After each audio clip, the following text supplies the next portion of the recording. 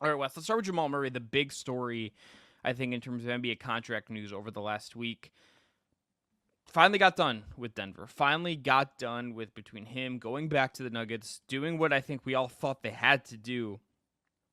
What is your reaction to this Jamal Murray max extension with the Denver Nuggets?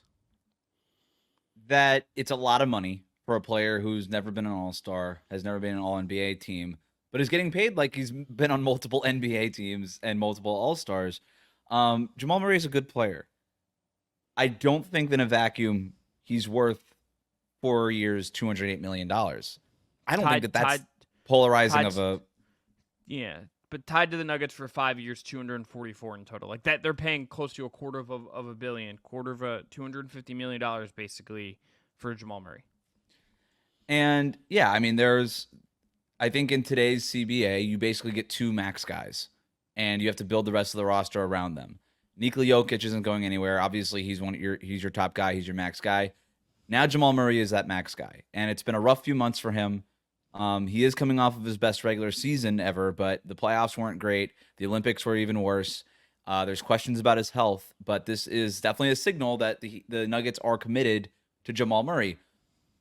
Where I will stop short of criticizing the deal is that it's very clear that the Denver Nuggets are not paying max money for Jamal Murray. They're paying max money for the two-man game between Nikola Jokic and Jamal Murray. And they're Mm-hmm. betting on the fact that, you know, Jokic with Murray, Murray with Jokic, um, just has a ripple effect across the roster. It's greater than the sum of its parts, and one of those parts is the best player in the NBA, right? And so even with that, they're paying for the two-man game that is the crux of their entire offense. It's the identity around which the entire team is built. They're paying for that. They understand that maybe Jamal Murray in a vacuum isn't the same player as some of these other point guards in the Western Conference is, but the relationship he has with Jokic, the innate chemistry that him and Jokic seem to have, that part is irreplaceable, and that part is worth paying for. And so that's what they're paying for here. And so that's why I stopped short of criticizing it, because what they have together is magical, and it's very hard to find it. And if you get rid of Jamal Murray, if you let him walk, then what are you doing? It's gonna be very difficult to replace that. So it's a lot of money. It's a tough pill to swallow, I think. Even if your ownership or the front office is like, really, this much money? That's a lot of money. But you kind of had to do it. This is the kind of deal you have to do, even with some real downsides, Wes. I think on the back end, Jamal Murray has injury concerns. We know this. Like this isn't new. He has been banged up and had knee issues the last several years. The last 4 years he's played 59 games, 48 games, and he tore his ACL in 21-22. Obviously, the 1 year is COVID year. And then you have the 65 games and 59 games. So it's not exactly like a robust body of work for Jamal Murray as he gets into his late 20s. You're not thinking of him as a Dame who's going to feel like you're going to get him every night or someone like that. There's that. But you also, I think, even if he never made an all-star team, I think he's a guy that I would say, if I'm being kind to him, I think just slightly better injury luck, and like he's would have made one or two by now. I think he's had runs where That's the fair. biggest mark against him is just that he was hurt. Like that's Yeah. really the issue at the end of the day.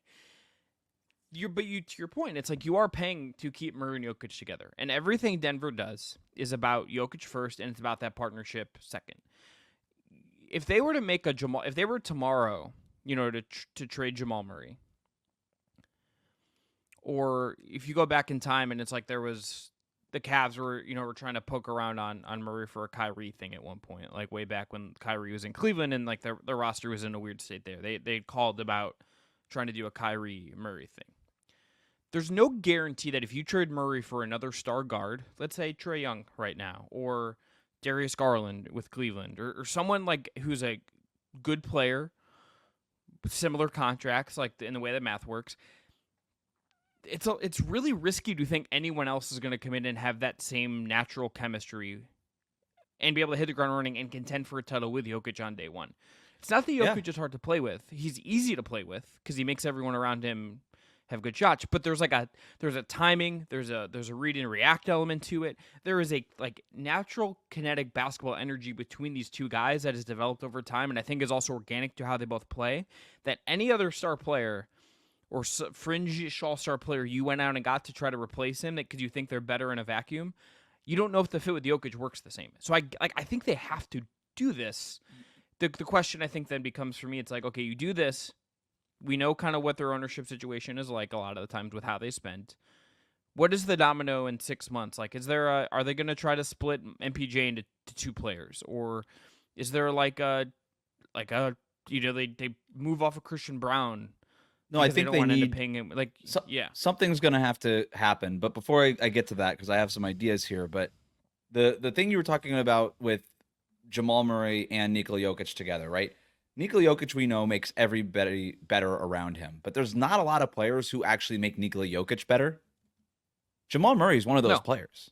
Jamal Murray is one of those players. He helps make Nikola Jokic better. And if you're building everything, I think a part of a front office's job, among which there are many, one of their jobs is to make things easier for their star player. I think teams run into problems when they just assume our star players will just take care of everything. If you make your star player's life easier, in other words, if you build the thing around your star player, around what your star player does well and things that complement that star player, and then cover up for your star player's weaknesses. Those are the teams that tend to have the more balanced rosters, the rosters that fit better, the rosters that win championships. You make your star player's life easier, you tend to get the rewards for it. Jamal Murray makes Nikola Jokic's life easier, right? And now you're not asking Nikola Jokic to try to make everybody's...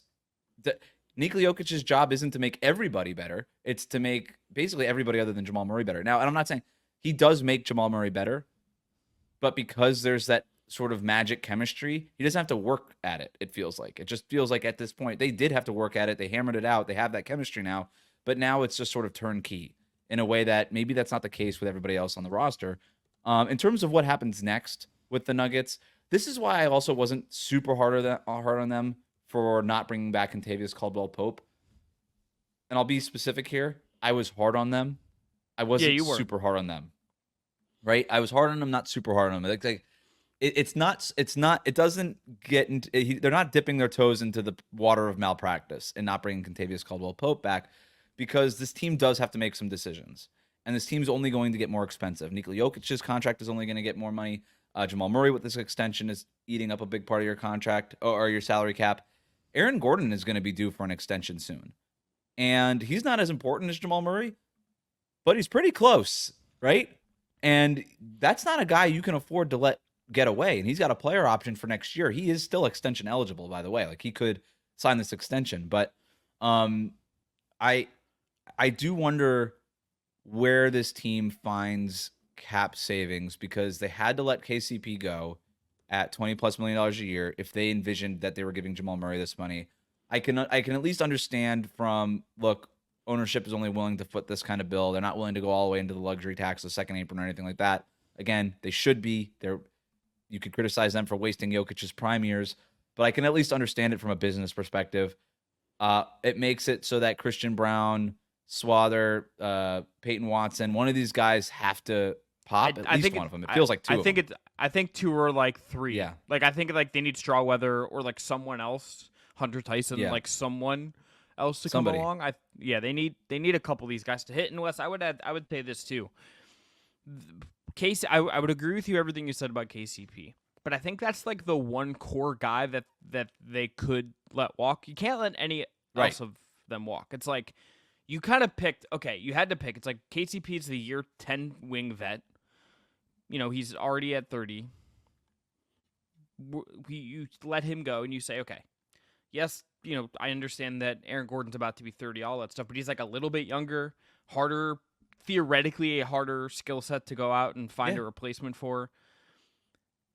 That's the one they can't. If Aaron Gordon's off this team in a year, like, because they just don't want to pay him. Shut it down.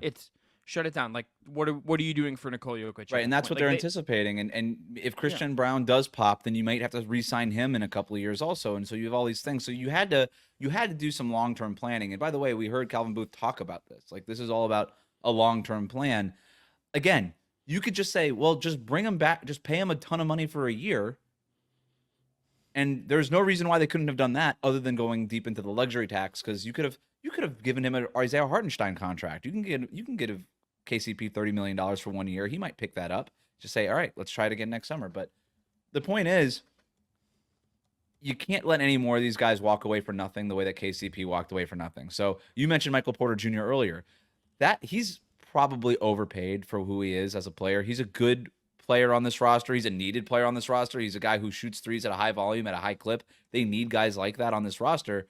But if you want to split his contract up into some other parts, maybe that's an option. Heck, maybe you even do trade Aaron Gordon at some point and say, hey, we just need more shooting out there.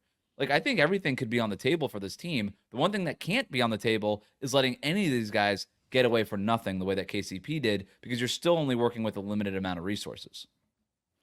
I think the other thing at play here is that Jokic is a unique superstar to lead your team. And it's not just how he plays. He's the one guy, West, where I feel like I've never read a story from a local beat guy or a national insider that is, Jokic, there's some concern of flight risk. It's like the one guy I've never heard that about. Like we got it with Giannis at one point. People maybe forget the Malika Andrews like kind of neat drop the one day where he was like he's considering his options if they don't get better.